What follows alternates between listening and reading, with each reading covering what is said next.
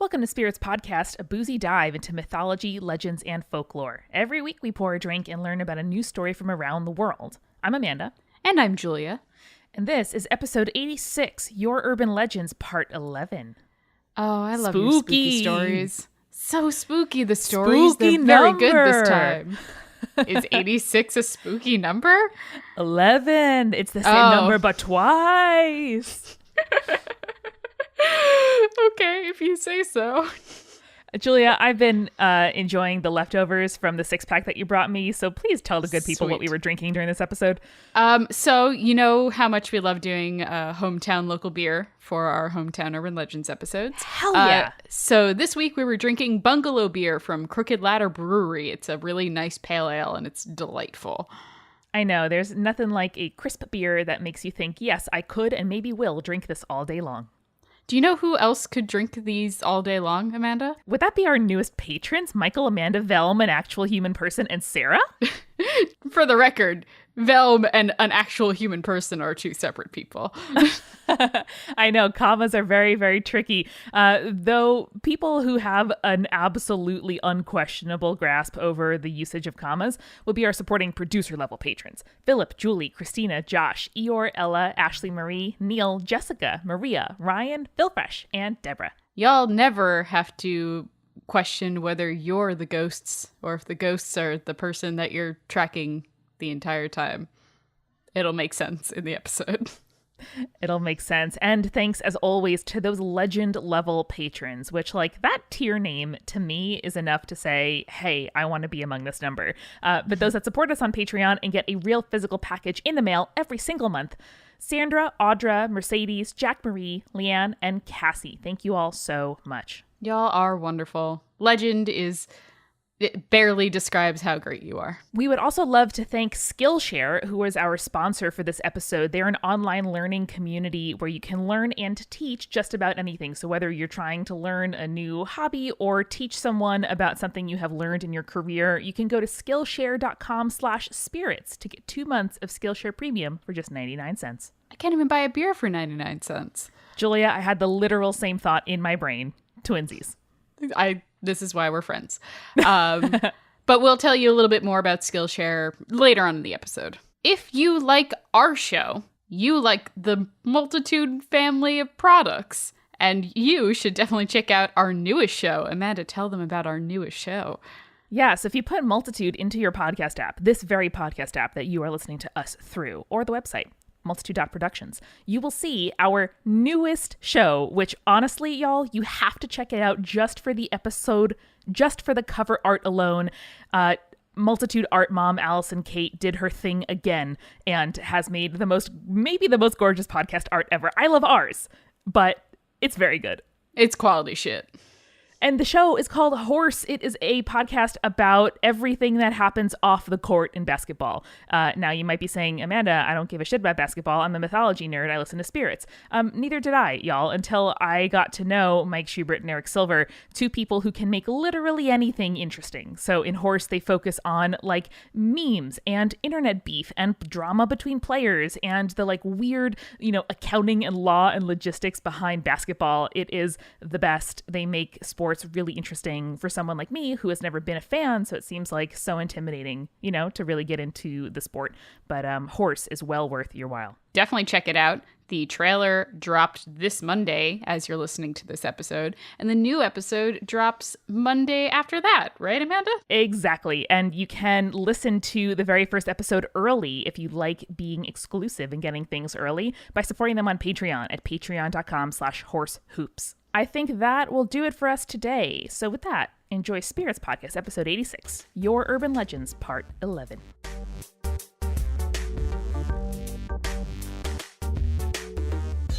Five, four, Three, 3, 2, two, 1. one. No joke, I always get scared. Like when you guys come in at 3, I suddenly am like, oh, and then I have to remind myself Spooked out by his own self. that I need to keep counting. So I feel like there's always a bit of a weird pause between my 3 and 2 because I'm like, oh gosh, why are they saying stuff? Oh boy. I guess you guys should start it and then I'll get into my Listen, I have been drinking solidly for 3 hours, so we can do whatever the hell you want, is basically what the thing is.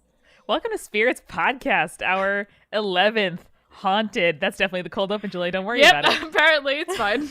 It's very good. This is always really fun for us because we tend to record them like on Sunday nights or on like Monday nights, like starting out our week with each other. And it's really lovely to read your emails, which you can send us any dang time you want at spiritspodcast@gmail.com. The like closer to the witching hour you send it, though, the more likely we will read it. What's the witching hour, Eric? That's true. The witching hour is 24/7 here at Spirits Podcast. I love it. He brought it back. I love it. Guys, I'm dealing with a podcaster's worst nightmare. Oh no. Which is a Blue Apron recipe. That's not the bad part. Blue The Apron, bad part please is sponsor us. that my girlfriend prepared some kind of, it started with a V. I don't remember the word, but it was some kind of style of shrimp. And it was maybe the spiciest thing I've had in some time. Oh, wow. And my mouth's just on fire. And I'm trying to calm that fire with a glass of whiskey. So I feel like beer would be more appropriate in this situation, but I don't know. we're in one of those situations. Looks like you had a very fun weekend. What'd you do? What did I do? Me and my girlfriend, we bought bikes. Ooh. And then we went down to the Cuyahoga Valley towpath, which is one of the largest national parks in Ohio. It's probably the only national park in Ohio. Now, what does towpath mean? Is it towing like I'm towing stuff? There's a train and there's a towpath. It's part of the Erie and Ohio Canal. And you can ride along it where the donkeys used to walk, the mules used to walk. And you can Yes. actually get down to this nice town called Peninsula and take a train back.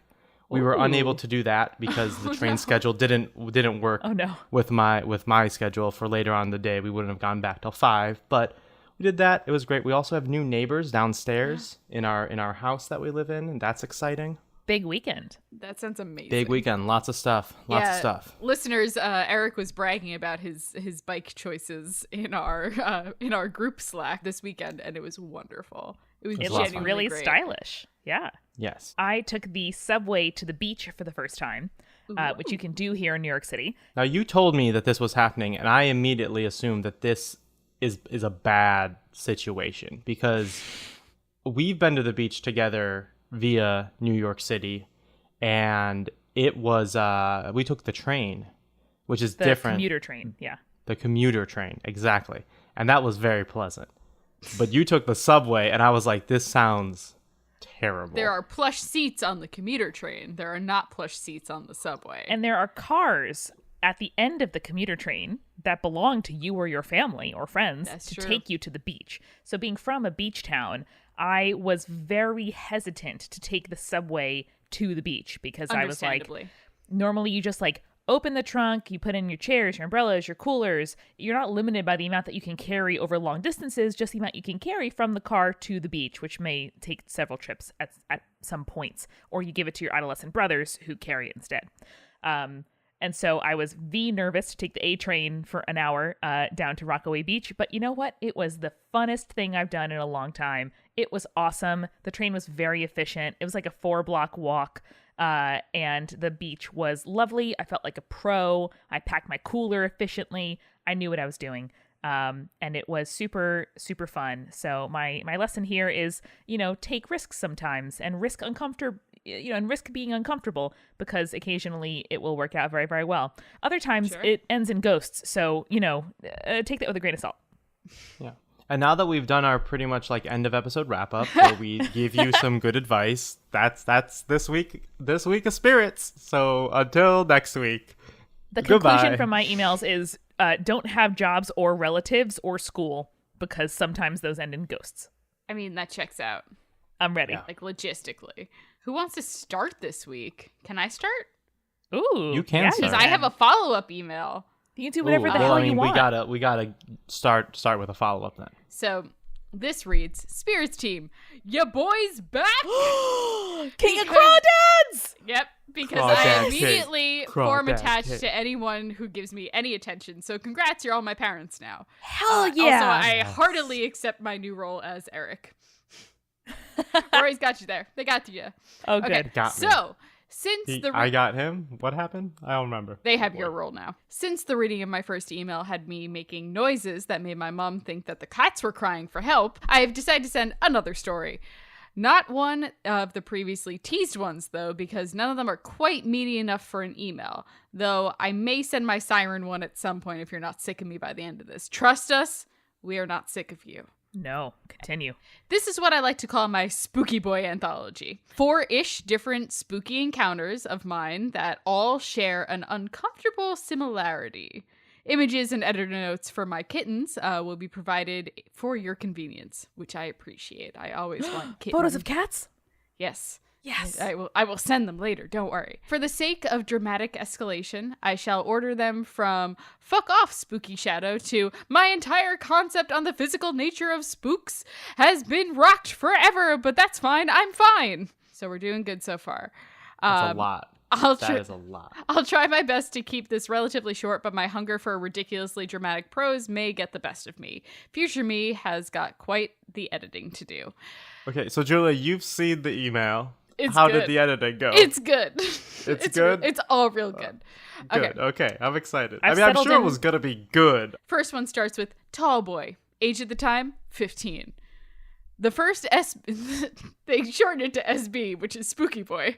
The first SB I shall describe was what I consider the traditional spooky. You know that feeling you get when you're alone in your room at night and feel like something's there? Of course you do. It's like the beach kiss scene of creepy stories. Anyway, I was sitting on my bed, writing an essay on Shakespeare's dick jokes, and getting a shitload of that feeling. I tried my best to ignore it. Yeah, I know. They're amazing. Cecil is already our best friend. Anyway, I tried my best to ignore it, but because fuck that. But eventually it was so strong I looked up from writing, which says a lot. And there was this spindly motherfucker. I like that I can read. I know exactly the tone to read these in. I really appreciate You're doing great, babe. He was standing in my closet, which doesn't have any doors, and watching me. He was tall and looked like he was made out of scribbles. He had no features except for 2 long white eyes, and he watched. I blinked, and he was gone. And this is spooky level 1 of 4? This is 1 of 4. Oh my god. Yep. They say, now, I could have brushed this off as a trick of the light, were it not for my previous experiences with these spooky boys. Cecil knows too much. The next one is bed boy, age 15, but like several months before tall boy in the closet. I was over at my friend's house for the night, which is never a sentence that precedes anything good with these sort of stories. We had a really great heart-to-heart and got quite vulnerable with each other, and it's a conversation I reflect back on with great affection. Nope, never that. No. It was probably around 3 a.m, and me, being the idiot that I am and forgotten to take my sleep meds, was wide awake. I was listening to podcasts to pass the time and had been relaxing to the voices of the McElroys when I felt a weight on me. As if Hold on, real quick. This is not related. How old were they? 15. Okay. I'm on the cusp of turning 30. And so a 15-year-old, 15, 16, which one was it? 15. So a 15-year-old having the concept of a podcast is wild. It's wild to me. And like specifically a McElroy podcast, which is like that like second, third wave of the big podcasting You could drink situation. by the time that McElroy started podcasting. Yeah, exactly. Like I've been listening to those McElroy boys since like pre-episode 100. And by that point, like, I could already, like, probably run for, like, U.S. representative. Jesus. So this is just, like, it's hard to, like... The kids. To, like, put this into a time... I know. A time space for me. Okay. You can continue. Side note, I love when parents talk about listening to podcasts with their kids. I just think it's so sweet. And, like, my parents weren't big readers, so I couldn't, like, bond with them over the same media that I do with my friends. So the idea of parents listening to the show together and just talking about like things that we talk about or other podcasts, I guess, is just, it warms my heart. I love it. Okay. Send us selfies of you and your parents. Okay, so anyway, they felt a weight on them, continuing on, as if something was climbing across my legs. No. My friend had a dog and cat, so I just assumed it was one of them. Though it hadn't really felt like an animal. It felt like human. I looked over at my friend. She was fast asleep. The cat curled up next to her. The dog snoring away at her feet. No! So fuck No. that.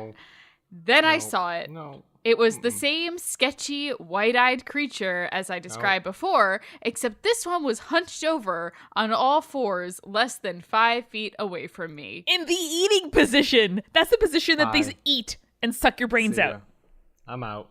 I decided I much preferred shitty Yahoo questions to this actual fucking demon, so I squeezed my eyes shut, turned up the volume on my headphones, and did not look again for at least an hour. Of course, by then, it was gone. I mean, that would be fine if there was no feeling and sensation dimension to this haunting, but there was. Next one. Cat boy. scaring boy. I'm now gonna like double down on Amanda's. That's creepy level 2. I'm not ready for 3 and 4. There's like, she 2 wasn't more. ready for 1. There's Drink 2 your more. drink, I'm babe. no longer prepared at all. Drink your that drink. whiskey. Time to go. All right. Cat scaring boy. Age 10. When I lived in the blue house where I saw the heck pupper, I had So 2 Pokemon Sapphire had just come out. Yes. I had 2 things important to the story. A hallway between my room and my brother's with no door or any other way to cover it, and a cat named Icarus. Solid naming. God, My Cecil is just dude. living their best life, and they are like I a love teenager. them. I love them I love so it. much. I love it. So Icarus liked to sleep in my bed with me because we were bros. It was around 9 at night and pretty dark out. I was petting Icarus and he was purring because he was a fucking suck up. I heard footsteps in the hallway. His purring stopped abruptly and his fur stood on end. Concerned No! about my furry bud, I gently picked him up and asked, "What's wrong?" He gripped his claws into my shirt and stared in pure horror at the hall. I looked over, and in seconds, my cat and I were wearing the exact same expression. See, we have the special bond. There was one of those figures there. She was watching us like the others and had her hand pressed onto the wall. Now, I say she because while all the others gave off either a genderless or vaguely masculine aura, I could immediately feel that this one was a woman. You'd think ghosts would join me in the whole fuck gender category, but I guess not. Anyway, it was horrifying. Also, the first one I ever saw. Oh my God. And Let's just get to 4. Let's rip the Band-Aid. the last boy, tiny boy, age 16. This is about as hard to follow in terms of chronology as It's Westworld fine. Season 2, and I am into it. I know. I love that Cecil's like ghosts per year ratio is real high. They are having a lot of significant hauntings in like the course of 1 year. I appreciate it. I work as a library page.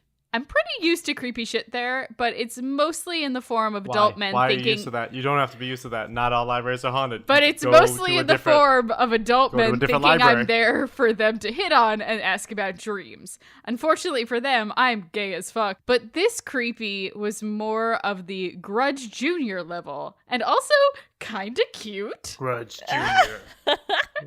Grudge Junior was my favorite cable channel in the 90s. All right.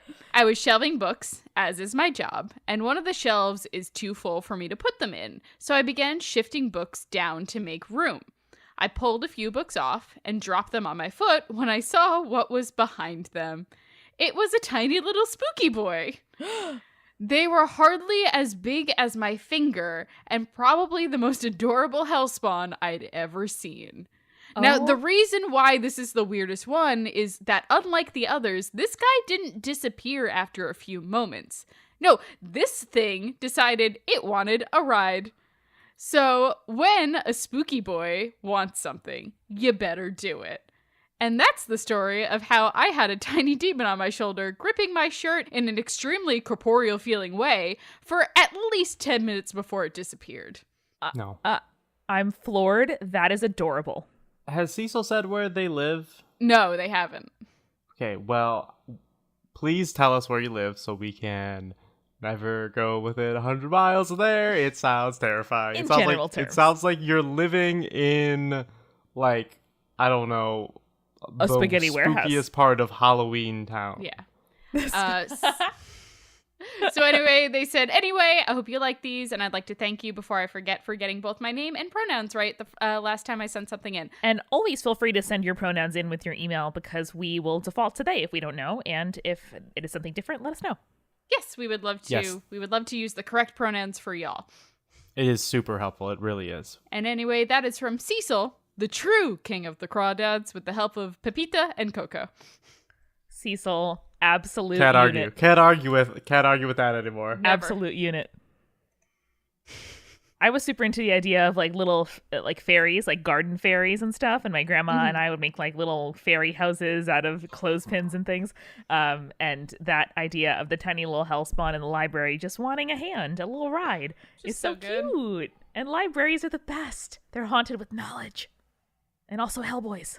I have 2 emails Ooh. from Anna. One is listed as Eric friendly, while a little freaky, and one is listed as not so Eric friendly. I have vetted both of these Okay, emails, good. and I'm starting with the not so Eric friendly one, so we don't end on a spooky note. Thank you, Or Anna. like we end on a spooky note, but it's just like fun, casual spooky. It's not, like, Stone Dog sad, is what you're not telling like the me. saddest thing you've ever heard. Stone Dog, get out of how my life. dare. I did find like another sad dog story in the emails at one point. I was like, I can't do How that. I dare can't you. do that to him. Thank you. That's correct. All right, this story comes from Anna, and they write, like road trips, camping was something we did nearly every school holiday, and sometimes over the weekends. On occasion, we'd even get days off school to get the really good spots, and not many people knew about, so no one could follow us. This is like some like legit camping, not like some like traditional like those are the spots camp there. Getting the right camping spot is serious in my family. Our father was the person who took us camping while my mother stayed at home. We joked that because she had spent so much time looking after us kids while dad got to go to work to get a break, that he had to deal with all 8 children on camping trips. Hot damn. Appreciation for our mother. Hell yeah. I'm the second youngest and always have looked rather slight. I have always been a night owl, so I tended to be one of the last children to go to bed. This meant that I had to put out the fire and check everything was locked and put where wildlife couldn't get to. An easy trade-off for getting to stay up late for a 10-year-old. It's true. Staying up late at camping, some of the best staying up late you can get. Around the campfire was always story time.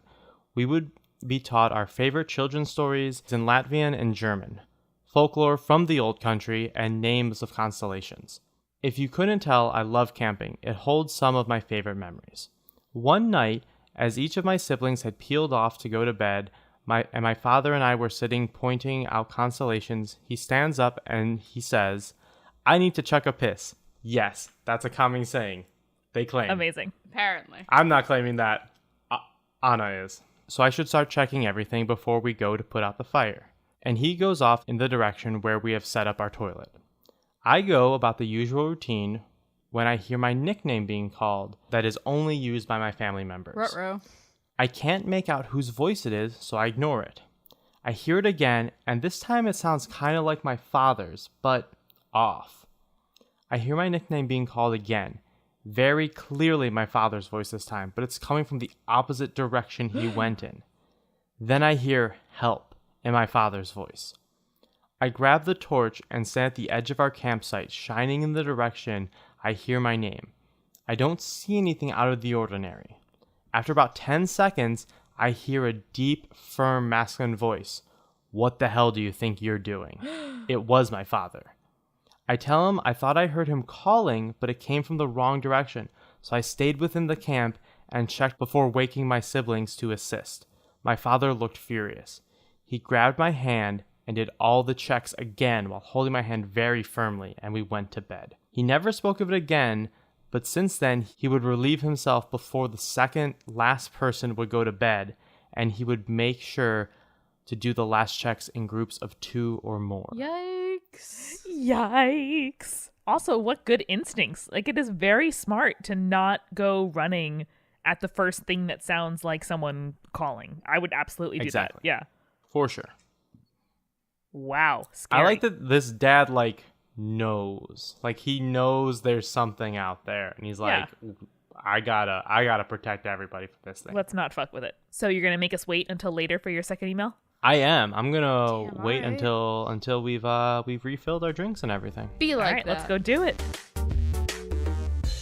So, Julia, you know that we love learning. That's why we have this podcast. We love learning about people's weird, random stories from their hometowns, the scary shit they did as a teenager, the creepy stuff that their kids say. We love the creepy shit. And we also love learning on Skillshare, which is our sponsor this week. So on Skillshare.com/spirits, you can learn about literally anything. Well, maybe not literally, but pretty much. Skillshare has over 20,000 classes in everything from like design to business to arts and crafts, cooking, technology, and more. And the best part is the premium membership gives you unlimited access to high quality classes with like these must know topics. So you can prove your skills, unlock new opportunities, and do the work that you like honestly really love.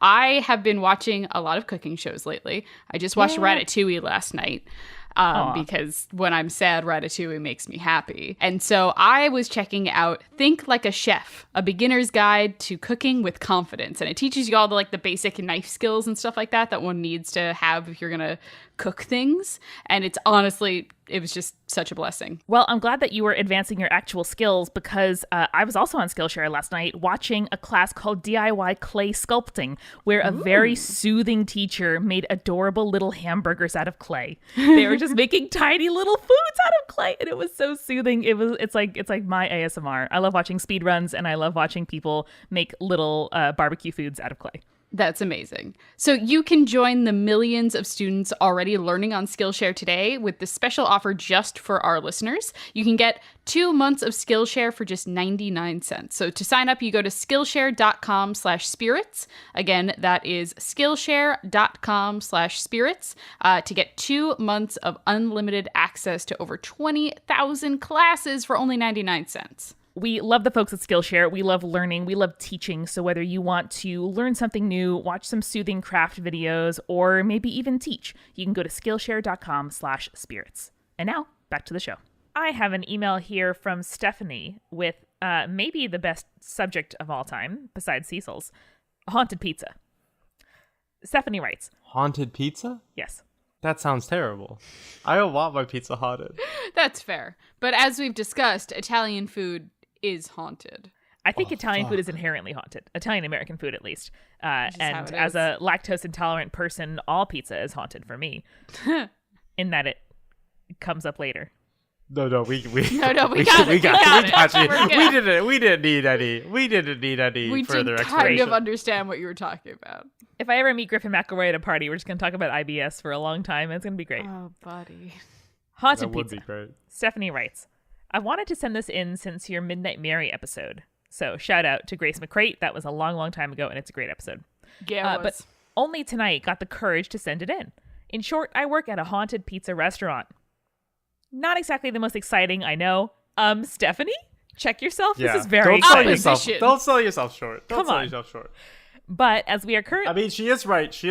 It's not the most exciting. That's any restaurant that has spaghetti in the name.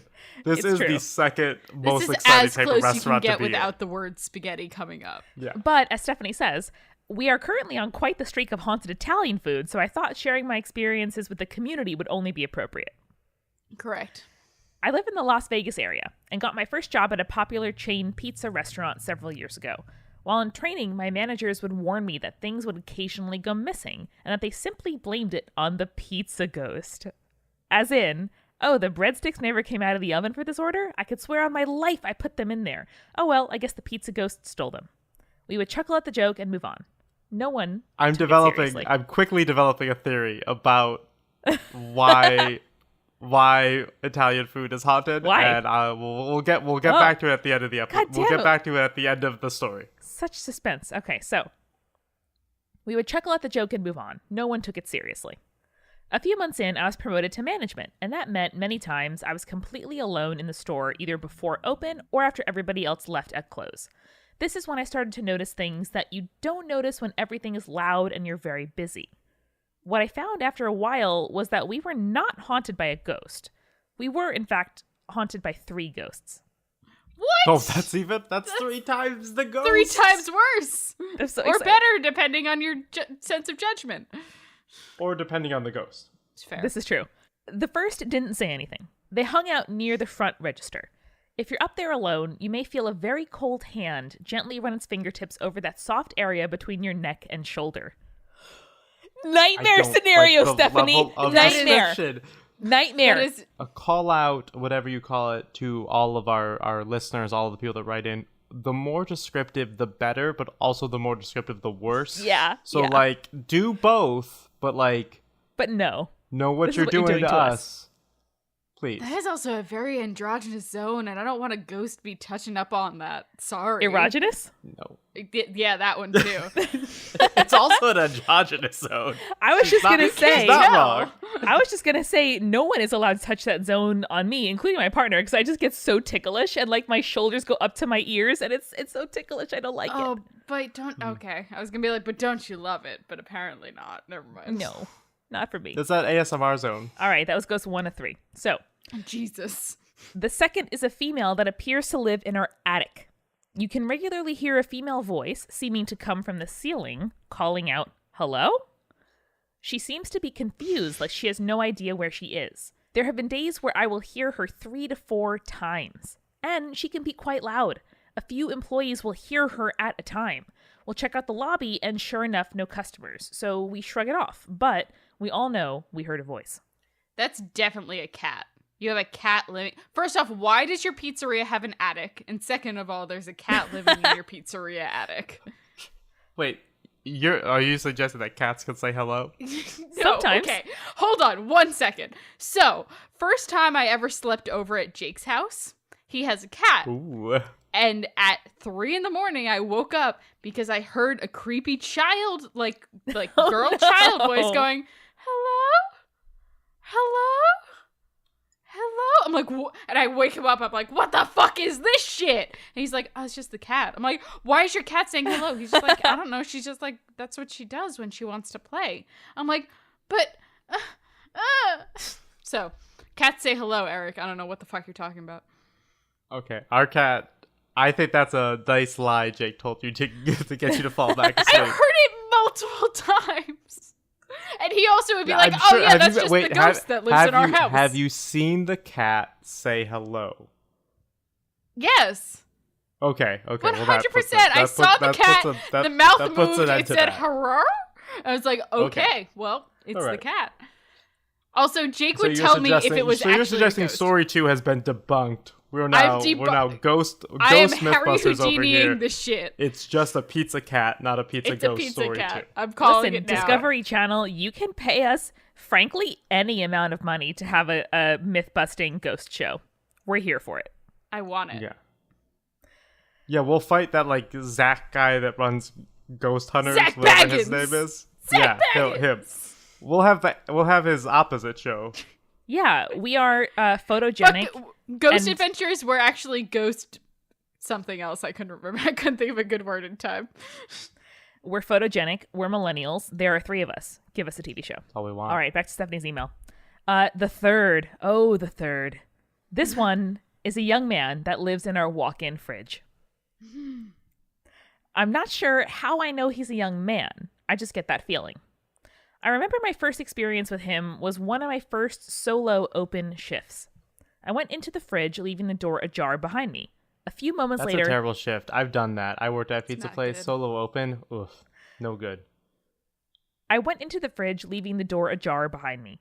A few moments later, slam! The door slammed shut as if somebody had thrown it closed. And the door had become ajar as well. Weird. The door never closes that quickly. In fact, it usually doesn't close completely unless you make a point of pushing it all the way closed. So I was very suspicious. I left the fridge and checked the entire store. Nope, nobody came in early to try and haze me. I shrugged it off and went back into the fridge. Again, a few moments later, slam! I was so shaken that I propped the door open with the trash can the rest of the time I was in there. Smart. Solid choice.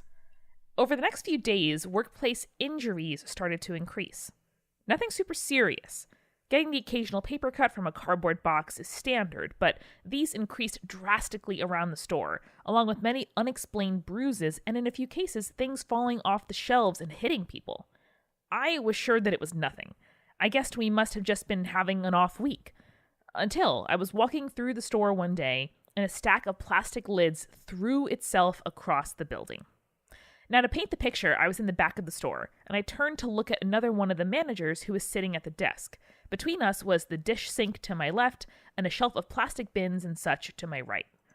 A whole stack of lids was flung off of the shelf and didn't simply topple to the ground. Rather, it flew parallel to the ground about 5 feet before crashing into the opposite wall and finally tumbling into the sink below. It only took a moment, but the other manager saw the entire thing as well, and we were both terrified. In hindsight, though, it was very courteous of the ghost to make sure that most of the lids ended up in the sink instead of making a mess all over the floor. I don't know if that's what the ghost intended. I was on edge for a while after this. A few days later, it was my turn to try another solo open shift. Now, a large part of the opener's job is to check every label in the shop and discard anything that's expired before the store opens. That's every single label very thoroughly. Which means for someone inexperienced, sometimes up to an hour in the walk-in fridge. The super haunted fridge.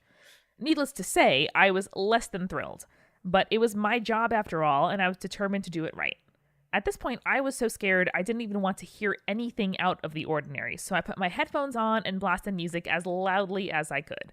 For good measure, I also sang quite loudly to drown out any ghostly noise that the music might not cover. No one got injured for a few days after that. It was strange, but I was grateful for the peace and continued my plan of listening to music and singing every morning. After a few weeks, it seemed like everything was pretty normal. But then I got bronchitis, and I didn't want to risk losing my voice, so I didn't sing in the mornings for about a week and a half. And the injuries started up again. I recovered, I started singing again, and the injury stopped. Finally, it hit me. The ghost loves music. The ghost loves karaoke. I've worked at this restaurant for nearly 5 years now, and I try to sing in the fridge a little bit every single shift that I work. And we haven't had any problems since. I almost forgot about some of this until we hired a cook a few months ago who was terrified of our walk-in. She was so scared she avoided it whenever possible and outright refused to ever go in alone, and then she quit after only a few weeks. Some of my coworkers thought it was claustrophobia, but I, of course, hold a different theory. Things have been pretty peaceful for the last few years. All 3 of them still hang around, and if you guys ever find yourselves in the Las Vegas area, feel free to swing by for some haunted pizza. Here's my theory. Yes. Pasta and pizza is haunted by mob members. The mob, traditionally Italian, love spaghetti. Also the mob heavily involved in the construction of all the stuff in Las Vegas. So lots of mob members were in Las Vegas. And it's a pizza shop. I'm just saying, you got Al Capone. You got The Godfather. Those are the 2 mob guys I can think of off the top of my head. The only two. Fun Long Island fact. Lots of times driving around or to family parties and stuff, my parents would be like, that's a mob guy's house, and point out like big ostentatious houses where actual mobsters lived, which was very funny. Hey, remember when a girl who went to our school, her dad like went away for a while and it was because he was in jail doing mob shit? Yeah, I do. I super do. Eric, I like your theory, but I thought you were going to bring up Alexander the Great. I thought you were going to be like, listen, wait, why? Conquering Italy. I don't know. That's just the first name that came to mind. So our next email is actually from Erin, who is our good friend and also our good friend Misha Stanton's fiance. So, hey, Erin. What up, Erin? Hello. And so this was one that she had originally told me at PodCon, and then I asked her to send it in, and we've put it off for so long, and now I feel bad. But it's good, and there's creepy children involved, so I figured it was relevant to our interests. Boom, boom, boom. So, in the middle of nowhere, Pennsylvania, there is an all-girls school. There is not a lot of public information available since this school caters to the most elite families in the world, where you better hide your princesses. Like literally, Princess Anne is an alumni, and there's a ton of like kids from Hollywood and stuff. Then a school tucked in the square of the middle of Appalachia, I guess. Tuition is crazy, but the summer camp they run is even crazier. I got a chance to work in the writing program at the school the summer before my junior year. Part of the job was dealing with 7 and 12-year-olds with very high opinion of themselves. Read tiny, stuck-up little bins who would have been given Real Housewives of Anywhere a run for their money. Since counselors got their own cottage, we didn't see the girls after bedtime. So it was pretty weird when I looked out our second-story window at well after 10 p.m. and saw a girl walking past our place towards the barns.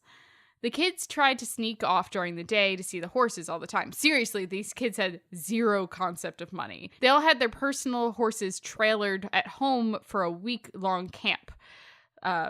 One was a prize jumper from California. The owner was 8 years old. 8 years old.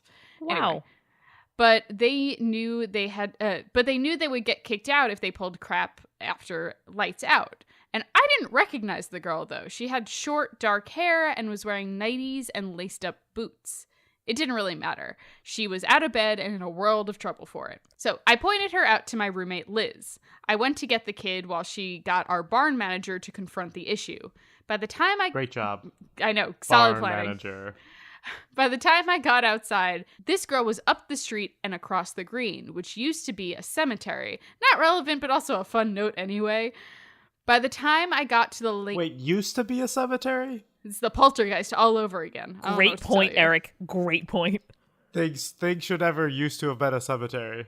I can They should say a hear cemetery. an ice cream truck in the background in my recording, and I was like trying to ignore it, but also I really want ice cream anyway. Okay. By the time I got to the lane leading to the barn, she was almost there. I thought maybe she was one of my girls, Athena, yes, really, since she was wearing a nightgown and her hair was in a bob. I relaxed, figuring that this would probably be an easy conversation with my one really homesick kid. Maybe even convince the manager to let her stay at the camp. And then I saw the loose horse walking down the hill. Joy.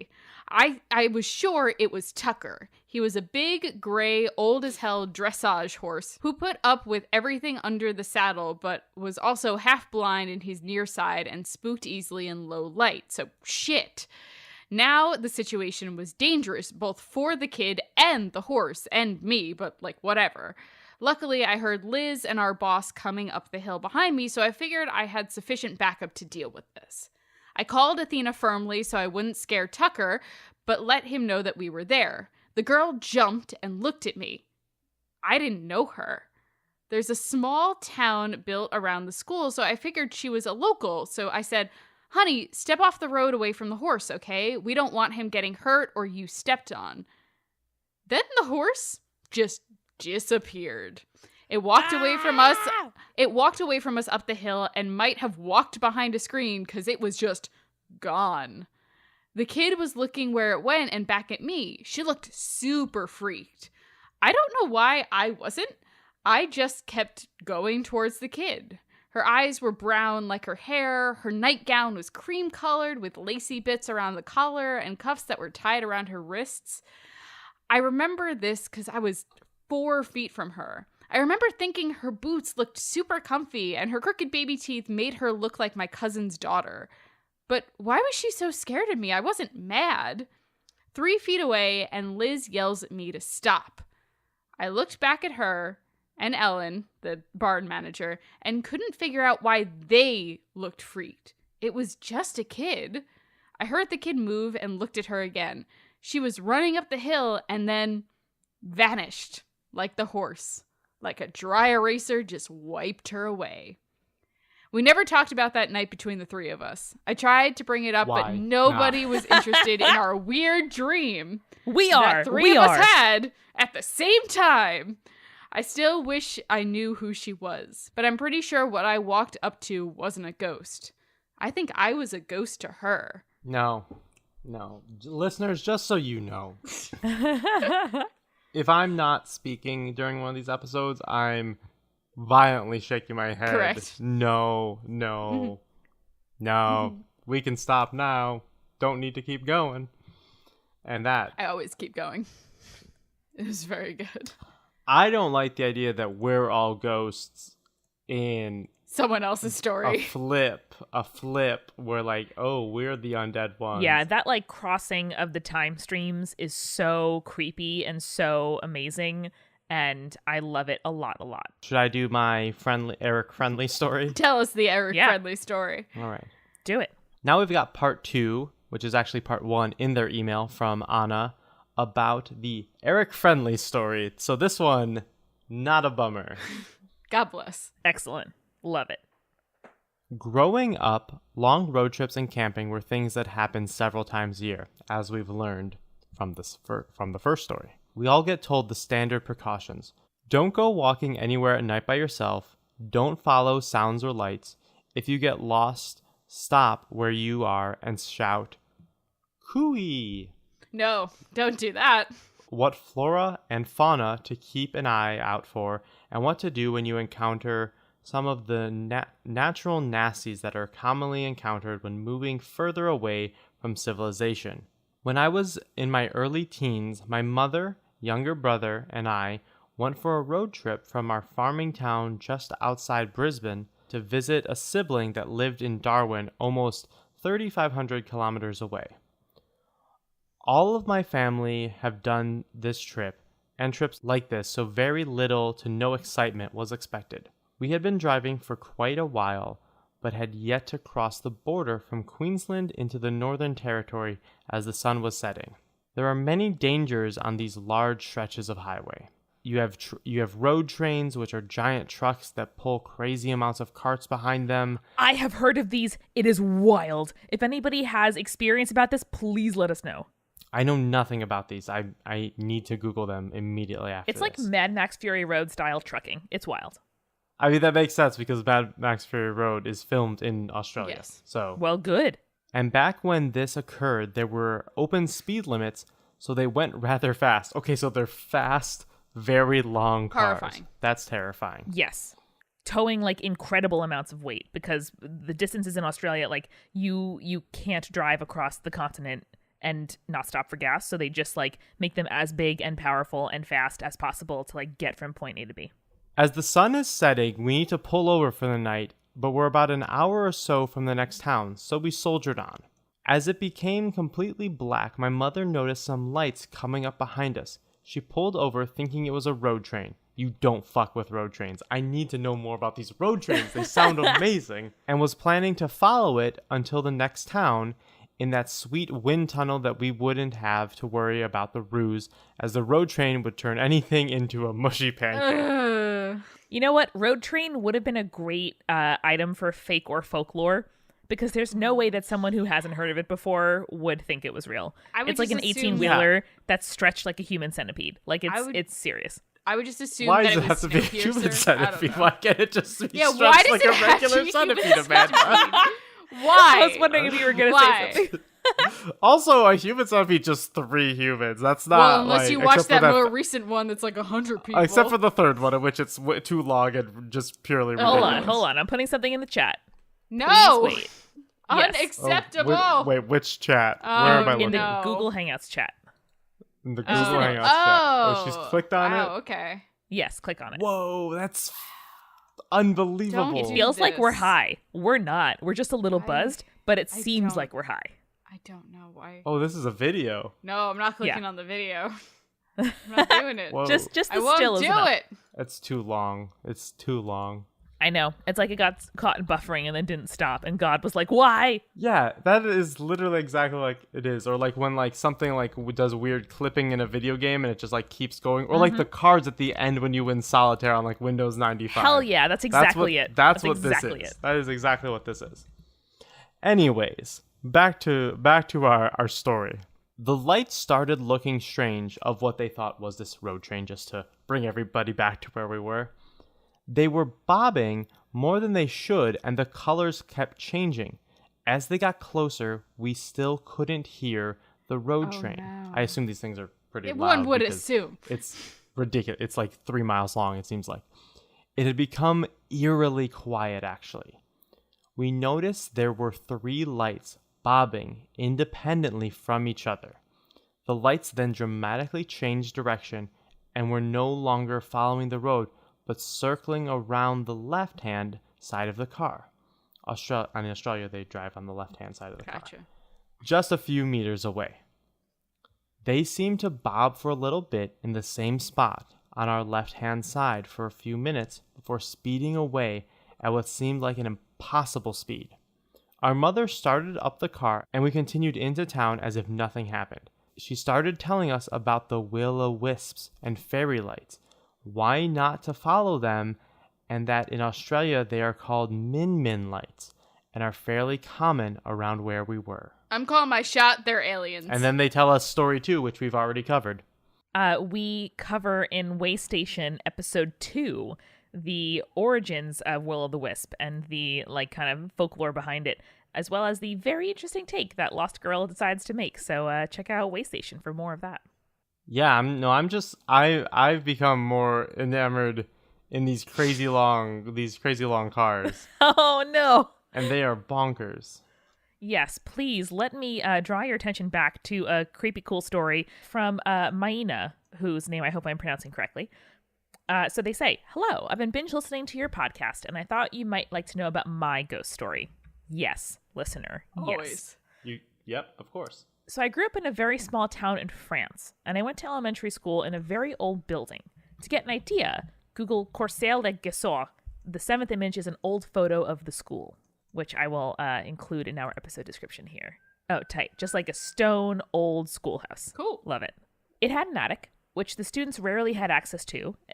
Why did they have access at all? Bad idea. Don't allow anyone access to attics ever, unless they're ghost cats, apparently.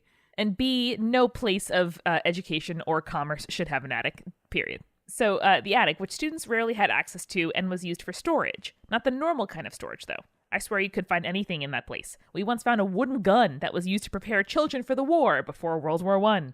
What? Yikes. What the what? Yep.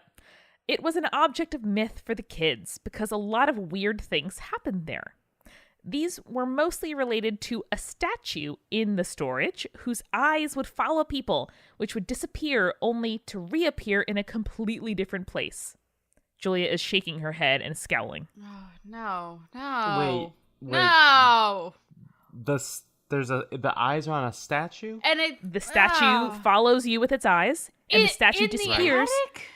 and then reappears somewhere else. Yes. What the No. fuck? No. Absolute no. What the Absolute fuck? no. Unacceptable. We also heard of people suddenly getting scared for no reason, feeling a presence, or being pushed by nothing. These all sound like maybe it's a reasons. goddamn creepy statue. There was definitely a reason. So, there was also a mystery surrounding a small wooden door the size of a window, which opened in a wall on the yard. That's some Coraline bullshit! I like how many different parts There's of a too house were in many. that sentence. I feel like every other Yeah. word was a part. It was window, door, wall, yard. Yeah, that's true. It was amazing. It was a great true. sentence. I loved it. It would inexplicably open and close itself, and bad things tended to happen when it was fully open. We later found out that the other side of the door was actually the attic, which we couldn't see from outside because it was very high up. And people couldn't touch the door from inside the attic. They don't remember why, but it was probably blocked by a wall or something like that. So, no one could be opening the door because on the outside it was too high, and on the inside you couldn't actually get to Because it. it's some This Coraline is some bullshit. Overlook Hotel, Bad. The Shining level of No. architecture that doesn't make bad. any sense in reality. I'm real Very mad bad. about this right now. I don't know why weird architecture is making me the most mad, but it is. Julia's It feels like feisty. it'd be something that should make me the most mad, but I am loving it. During our last year in the school, me and my friends started investigating this, and somehow we came to the conclusion that the thing in the attic was the ghost of a woman. It was malevolent, and that the statue was its sidekick. That's what we thought at first, at least. But as we investigated, the ghost started communicating with us. At the time, we thought it was giving us clues, but now I'm not sure.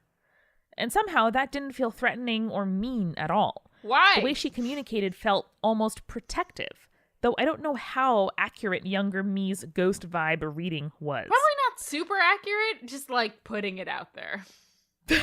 Okay, Julia, maybe it was right though. I don't know. Now my theory was that the woman was a teacher that something happened to in connection with the statue, which I think is some sort of evil spirit.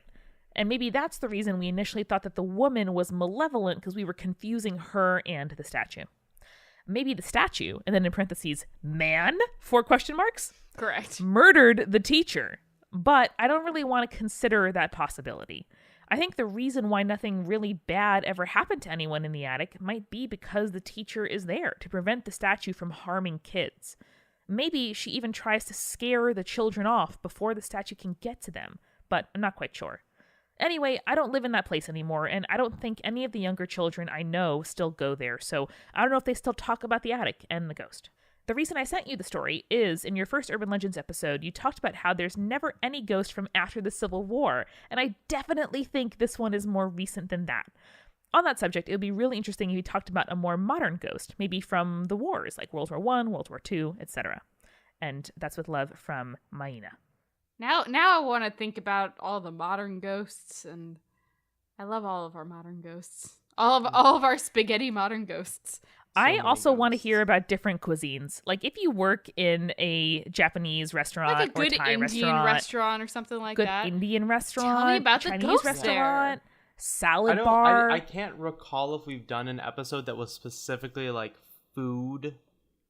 a food roundup. Yes, we we've have done because we've been we have done a food roundup, but we haven't done a food we did a ghosts food roundup. We would like to roundup. do a food roundup of like haunted restaurants though. So if you send us a urban legend involving food in the next month or two, by the end of the year we will hopefully be able to do an urban legends episode that is just haunted restaurants. That's Any the style dream. of restaurant is acceptable. I'm gonna make that tag in our email right now so we can save the Yes. restaurant-related ghost stories. Yeah.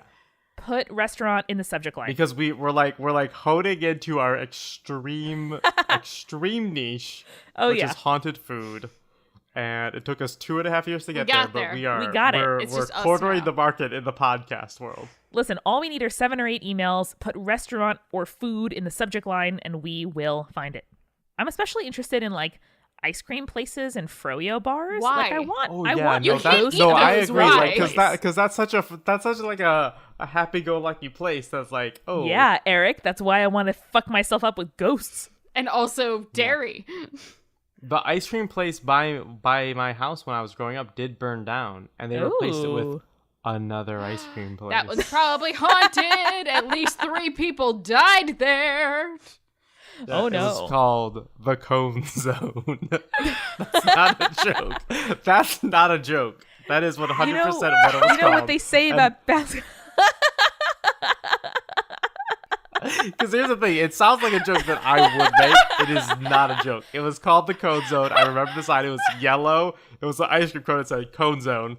And then down the street was Zero Zest. And Zero Zest is still kicking. The Cone Zone got replaced with Honey Hut, which is a local ice cream place. Do you have to have rhyming or alliteration to be a business in Ohio? Yes, it's a legal statute. in which Wait, what was Zero Zest? Is it a restaurant that has no citrus? No seasoning whatsoever in Zero None. Zest. None. Zero Zest is kick. You know what? I'll include a picture of Zero Zest. In Tell us. Zero Zest will be a picture for the $2 patrons on Patreon that get our episode bonuses. I'll include a Google Street View picture of Zero Zest. Also, I think there's a picture on my Instagram, which is at I'm Eric Schneider. That's not like a plug for me, but if you if you really want to look at it, then you could probably find it somewhere in there. Anyways, Honey Hut's a local ice cream place in which they have actual honeybees and they add a bit of honey to all Okay, their that's ice cream wholesome flavors. and It's pure. quite good. Let's return to what the fuck Zero Zest is. What is Zero I don't know. I don't know. They not had something. know? How do you not know? I mean, they had something called an avalanche, which was the same as a blizzard. I always liked those. Is Eric, it like you a are weird useless. Friendlies? Is that what you're... No, it's like Useless. a separate building. lightheaded It's like right a single now. building that's only open like 4 months of the summer, Why? and then they serve you ice cream. I can't anymore. It's on State Road. It's across the street from the old State Road Elementary School. Don't give me That's any more closed now. useless facts, I Schneider. can't. I need to know the All right. level of zest. Apparently it's 0. Well, if we We get always this joked worked about up, it because there used to be a deodorant called Zest, so we would make jokes about that. Well, you've murdered me. I'm a ghost now. You have murdered us. Well, on that confusing and frankly disheartening note, I think it's time for us to pack on up. Again, send us your food and restaurant-related myths. We would love to do some roundups. If you work at a TV station, give us a TV show. We'll go. We'll show up. We will eat so you don't have to. It's going to be great. Point of order. You do still have to eat. We'll Even eat if we weird show up, things you in do weird still places. have to. I'll eat haunted We don't want food. people thinking that if we're eating, they are getting sustenance. Legally, you still have to eat. I will still eat some fettuccine Alfredo. Yeah, Ooh. I'm done. All right. Podcast over. And remember, listeners, stay creepy. Stay cool. Stay pasta. Fuck. Spirits was created by Amanda McLaughlin, Julia Shafini, and Eric Schneider, with music by Kevin MacLeod and visual design by Allison Wakeman. Keep up with all things creepy and cool by following us at Spirits Podcast on Twitter, Instagram, Facebook, and Tumblr. We also have all of our episode transcripts, guest appearances, and merch on our website, as well as a form to send us your urban legends at spiritspodcast.com. Join our member community on Patreon, patreon.com/spiritspodcast, for all kinds of behind-the-scenes stuff. Just $1 gets you access to audio extras with so much more available too. Recipe cards, director's commentaries, exclusive merch, and real physical gifts.